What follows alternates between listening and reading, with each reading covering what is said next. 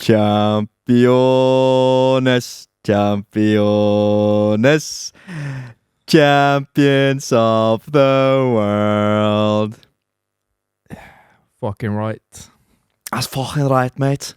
Yes, sir. How you feeling, man?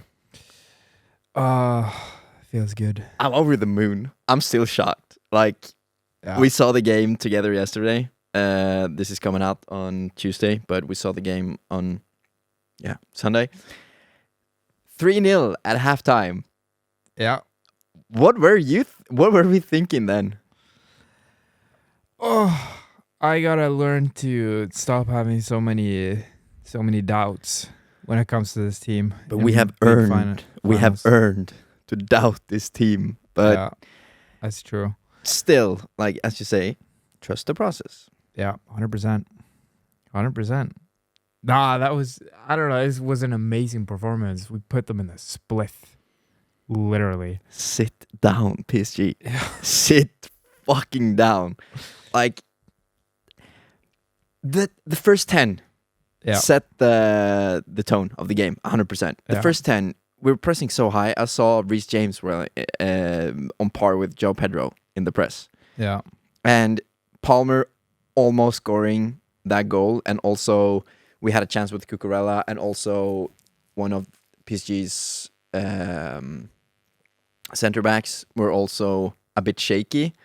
Joao Pedro almost got the ball, and I thought that, shoot, when Cole missed the first, I was like, damn, that was our chance to go 1-0 up, get some confidence.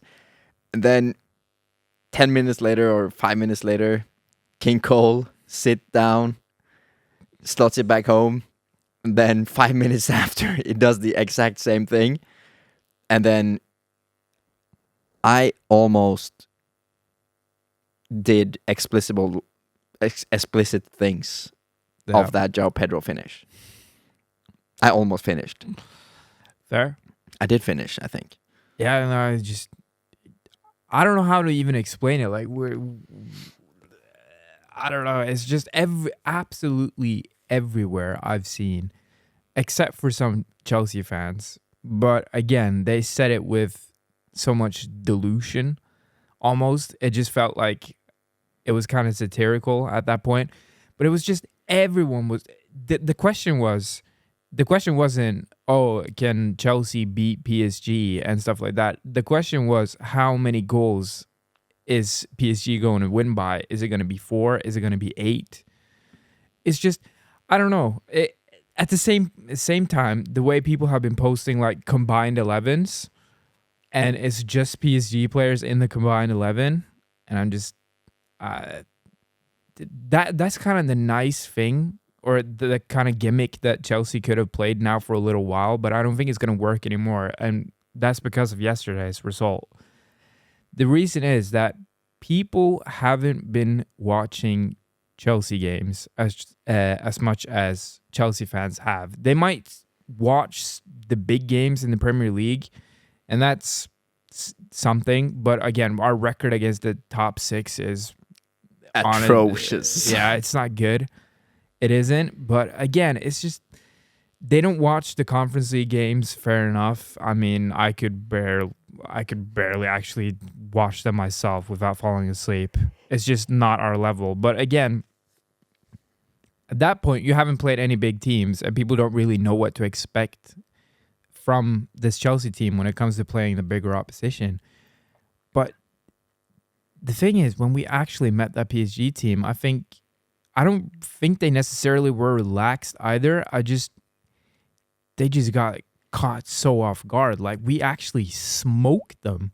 It wasn't just a 1-0 lucky win. We fucking battered them. They didn't stand a chance. No. From my game analysis, as you said before the game yesterday, the only teams they've struggled to beat is the Premier League sides. Yeah. And I said that this game is won and lost in the midfield, because the way they attack is so fluent, and they need space from the midfielders.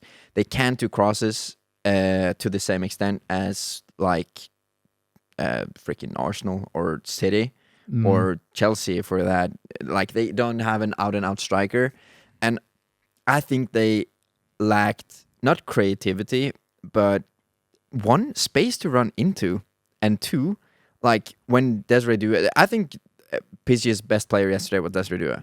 Like actually, Yeah, fair. he Him and Hakimi.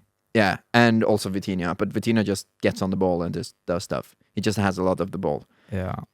But when Due actually creates opportunities, fair play to Cucurella by the almost 1-0, by the way, when Desiree Due should have taken his chances himself. But when he creates the space, is going to cross, who's gonna win the header? From Colwell and Chalobah and Gusto as well, or Caicedo and Enzo. Like they aren't a physical team in the same extent, like aerial dominance and winning duels. So I think that João Neves was poor. Yeah. He got locked out, and Vitinha is good, but he's a little more experienced. And Fabian Ruiz, I didn't see him once yesterday. No, Dembele was locked out of the game. Beraldo and Marquinhos couldn't really do much. No. Nuno Mendes, it was the most surprising one to see. Just the way that Gusto just cooked him. Crazy. Speed. Yeah, Like, I don't know. It's just that it was. I don't know. I can't really put it into words. Just how that match went yesterday. I can't fathom or figure out how Real Madrid lost 4-0 against that side. Yeah, did you see the match? Yeah. I know that scrappy goals, blah, blah, blah. Yeah. But like that they didn't score a single goal when PSG is pressing that high. Like it's just balls over the top. Like if I were Rodrigo or Mbappe or Vinicius, like get one good ball in behind and you're free. Yeah. Fair. You're free. Yeah, that's true. But again, it's like, as people have said as well, Vinicius and Mbappe work in the same space. They work on that left-handed side, so it's easier to close it down. Again, what's the name of that kid that's been scoring like crazy? Garcia? Gonzalo Garcia, what's his name? Yeah, something like because that. Because Juan Garcia is the goalie, right? Not for Real Madrid. No, but the FIFA terms, hello. The guy that just signed for Barcelona, no? Yeah, maybe. I can't remember his name. name. I'll check. But anyways, I mean, he works centrally, but again, he was also locked off. So, I don't know. Again, their press is just depressing. Honestly, it's just they don't look like a team whatsoever. They don't have anything cohesive with them.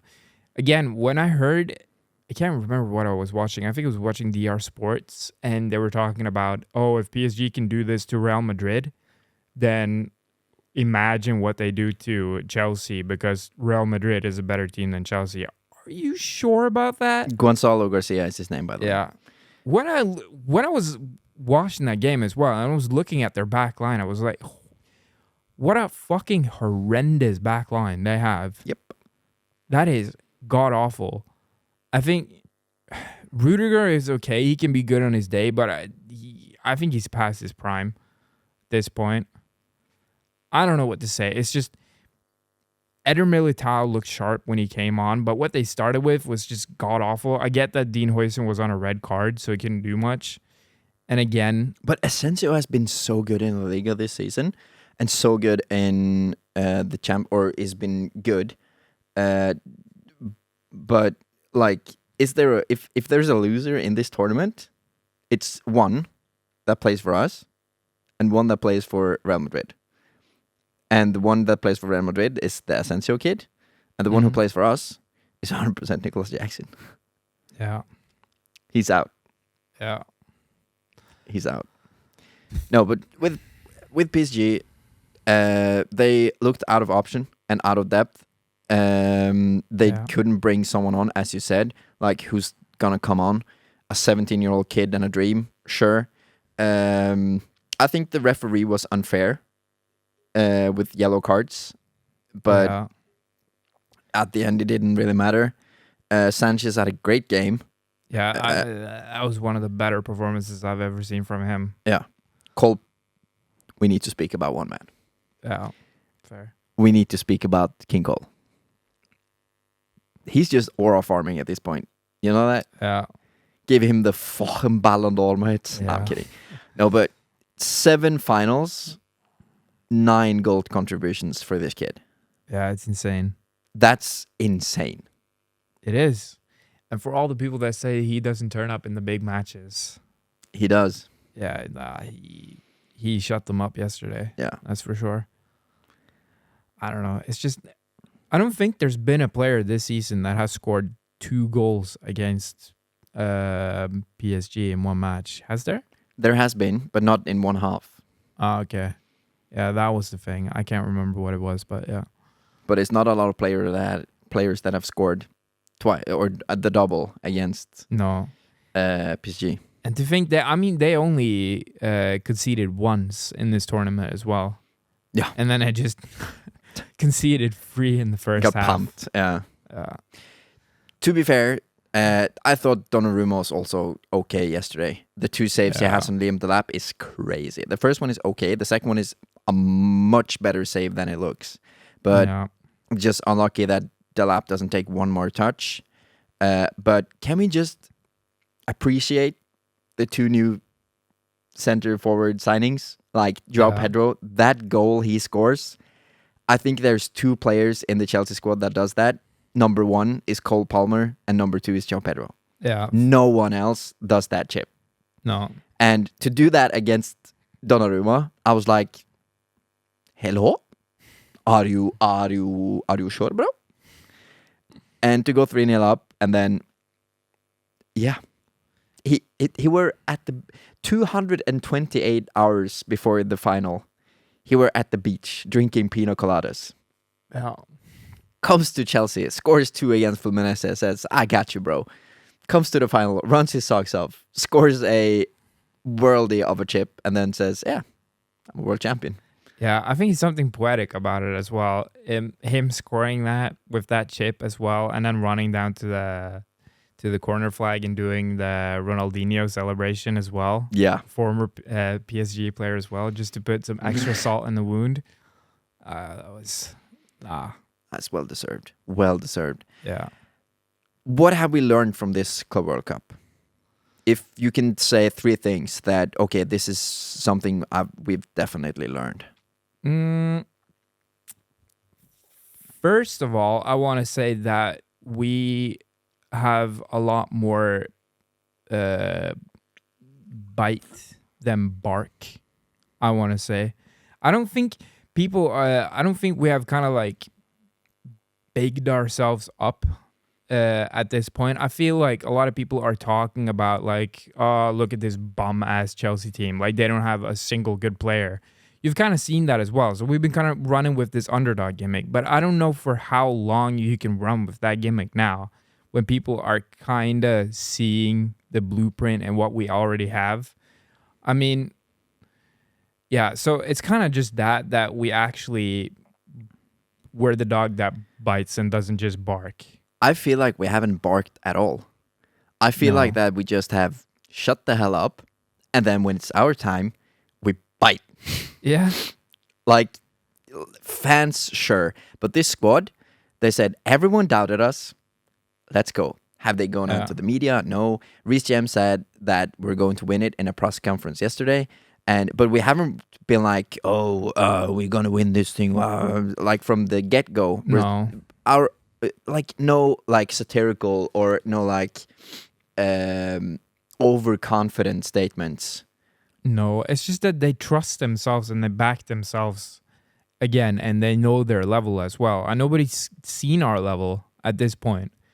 So, I don't know. And it shows us that we can compete against the best teams as well.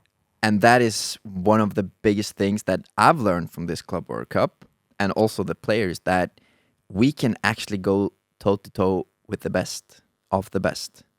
100%. And I were really afraid if we lost that final in like penalties or extra time or by one scrappy goal, that it would break some of the flow that this squad has been building up. But I don't think it would have broken us or broken us in half like overnight.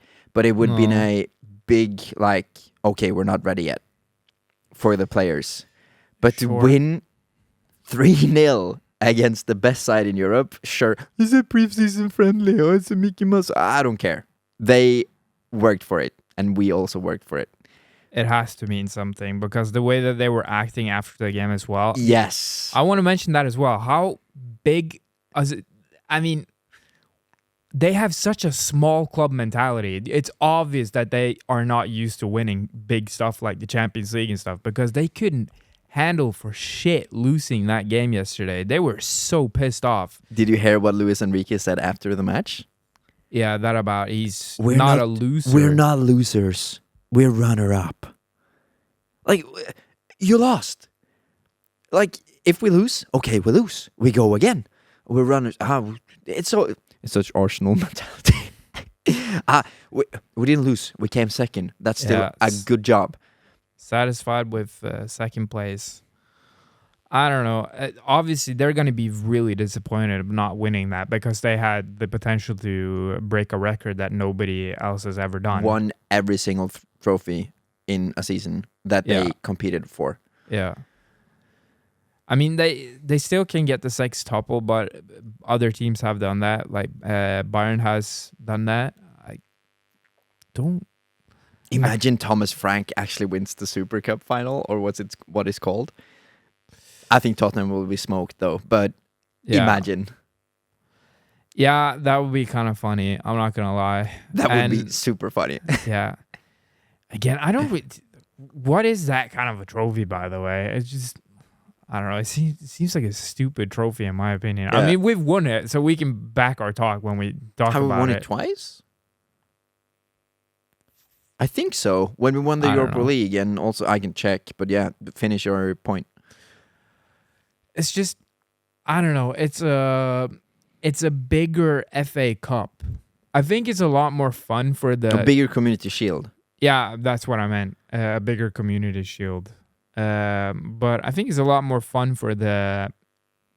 Actually, now that I think about it, I'm gonna take that back. I find it to be kind of fun, actually. Not the trophy in itself. I don't really care that much about it, but it is actually a nice gateway for the Europa League champion to test themselves against the Champions League champion. So we won it twice. In 21-22 and in 98-99, and we've come third or second 3 times in 13-14, 12-13, and 19-20. So, yeah, I thought we won it. I thought we won it twice, but I didn't think we won it in 98. I thought we won it in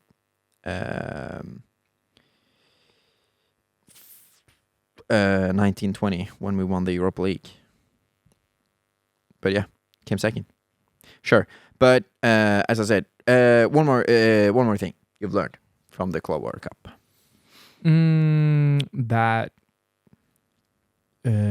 we gotta stop or start having trust in our manager because he's showed the levels this tournament. He's changed the game plan many times already throughout this tournament. Sure, the Flamengo game was a fluke. It can happen the best. I mean, every team loses. You can't win every single game. And you got to learn to lose as well. And it's kind of how you build yourself up on those losses as well. Okay, sure, we lost. Now we have to just move on, learn from our mistakes. Don't behave like that PSG team did yesterday. And yeah, it's just that. I think Maresca is a good coach for us. He's not perfect by any means, but in my opinion, having such a young manager with potential, he's kind of like a wonder manager, if you want to call it that, if that makes any sense. So, I don't know. It's just he's learning whilst he's on the job. He gets involved with the group. He tells the players what to do. And that as well. every player that had an interview yesterday, it talked about how Maresca's game plan was perfect for them, and they just executed what he had said for them to do, and it worked. Cucurella, Cole, and Reese, I think, were the three players that done interviews after the game. Everybody said Maresca special. People don't know what is building at this club. Yeah. Throughout the season, when we hit our bad patch, sure, some were in doubt, and some lineups can be whatever, but some people weren't in form, some players were down, sad, or angry, or whatever. I think that getting rid of some of the players in January were the right move, but the public didn't see it because you needed to slim down the dressing room. And also now with Madueke gone, Yeah. I think that will be a net positive for the changing room. Yeah, not having Madueke there? Yes. That may come back to haunt me, but I think he has too much of an ego. Perhaps. I don't know. He seemed well glued together, but again, I know he had issues with Maresca at the start of the season as well, that he was benched because he was lazy in training and stuff like that. So he might not be a good influence, but I don't know. I saw how much Chelsea meant to him whilst he was here, but if he can't handle competition, then that's on him. And that's what I'm saying. Every single player that came out yesterday on the field and also after, you see what it means. You see that the determination to play for this club, especially in a final, means so much. Enzo goes out injured. Yeah. Slaps the frick out of Andres Santos, and you see on the entire body language, like, you can't drop. You need to be at your A game. Go for it. And I think he had a great 30 minutes. And also when Reese comes off, the same. Like, we need to keep momentum. We need to be whatever. So I think every single player knows and trusts Maresca, and that the trust from inside, or there's never been any doubts from the inside. No. And now the trust from the outside is also going to be huge. Yeah. One more thing I've learned is that we can go toe-to-toe with the best. Yeah. But I still think we need a new goalie. Yeah. I don't think that's going to happen. No. I think Sanchez is going to be our number one this season. But honestly, you can get away with having a bad keeper if your defense is good. Sure. And he steps up. Yesterday, really stepped up. Yeah. And also, he has some glimpses, but as you say, like, I know it didn't lead to a goal, but Dembele presses him high, like some of the last minutes of the game yesterday. That never happens with Allison. No. Or not 4 times in a season. No. Or with Courtois, for that means. But the save he does, or the 2 saves he does, and blocking out the ball, really good. And yeah, for sure. I think we need a new goalie. I don't think it will happen. I don't think I would buy Mike Maignan either, because his distribution isn't that much better. I think if we're going to buy a goalie, I think we should go for Diogo Costa, or sign someone that's really like high profile. I know there was a rumor with Ter Stegen, but I don't. Please. I don't think that will happen either. No. He's too injury prone. But as you say, like, there isn't like a clear cut keeper that's like on the market. But having Sanchez as a number 2, I wouldn't mind. I don't think Jurgensen is good enough to be number 2. And that's more the reason that scares me. If Sanchez goes, Jurgensen isn't good enough to be number 1. No, he's not. I don't know. If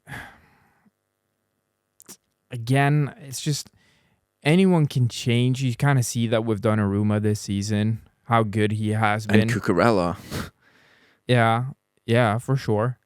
And I don't know. When it comes to keepers, it's hard. The one thing I'm pretty confident in when it comes to keepers is that I think you can buy any keeper in the world as long as it's not in the same league. I don't think you could go out and buy Allison. No. When we're in the Premier League. But I think every keeper out there has their price. And now that we have as much money as we want, if we really wanted to, I don't know, who would you go for? That's the kind of question. Because it's like, if we really wanted Donnarumma, I don't think they would have been hesitant to sell him if we came with 30 mil, they would get gone. 30? I don't know. I think he would go for more than that. He's still young. At 24, but still.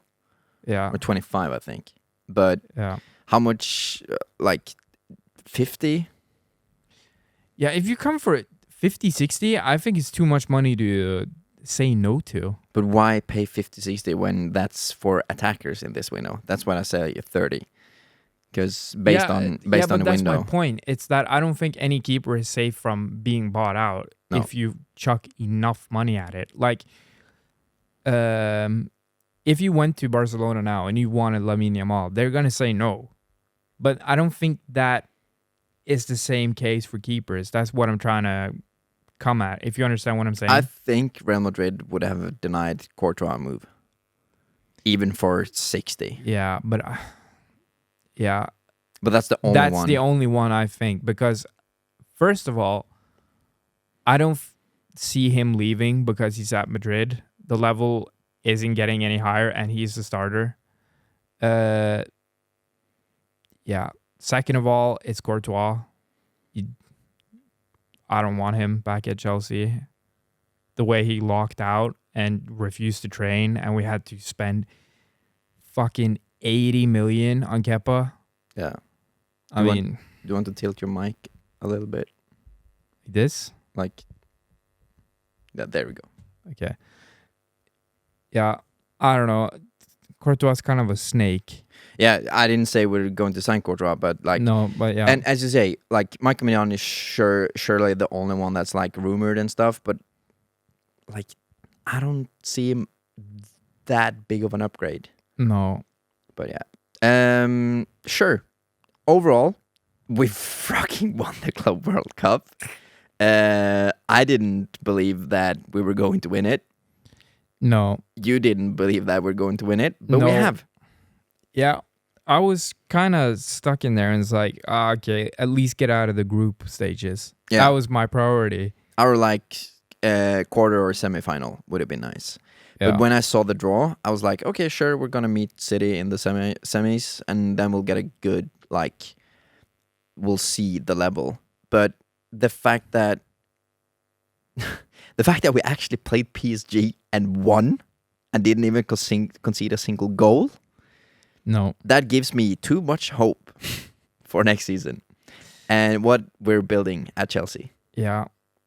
The thing is, it's a one-off game.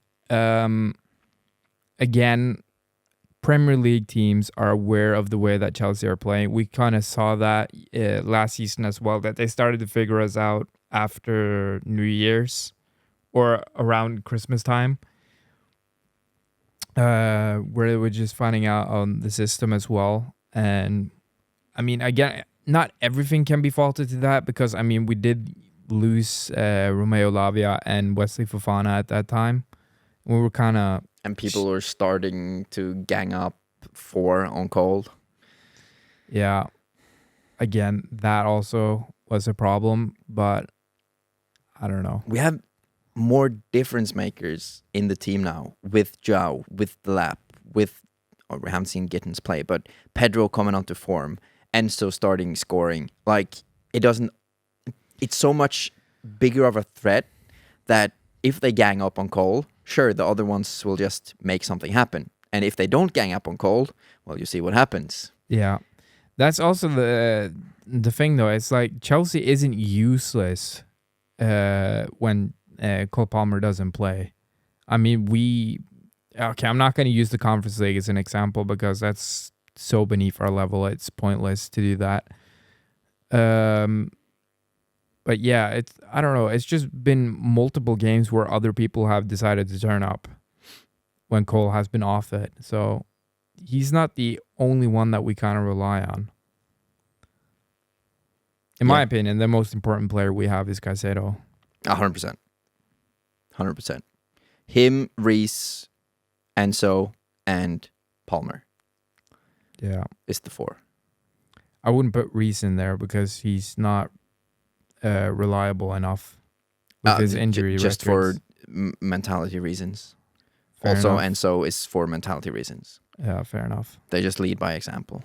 Yeah. Sure. Okay. The Golden Crest. I'm going to buy a kit. We're going to get my signed John Terry t-shirt or my signed John Terry shirt up on the wall.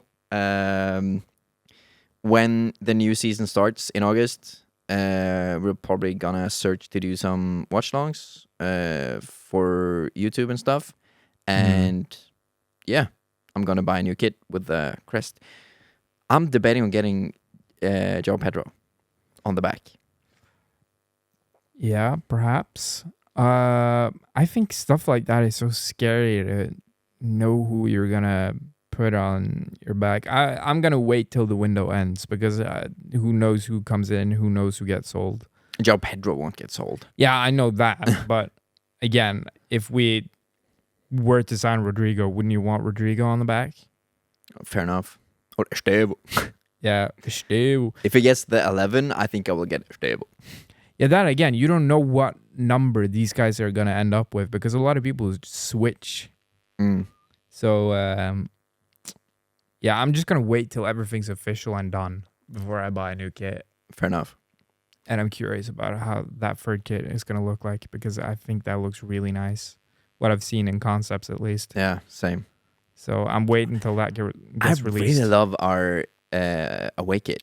Like the green is so nice. I don't love the shorts. I don't think it complements the kit that well.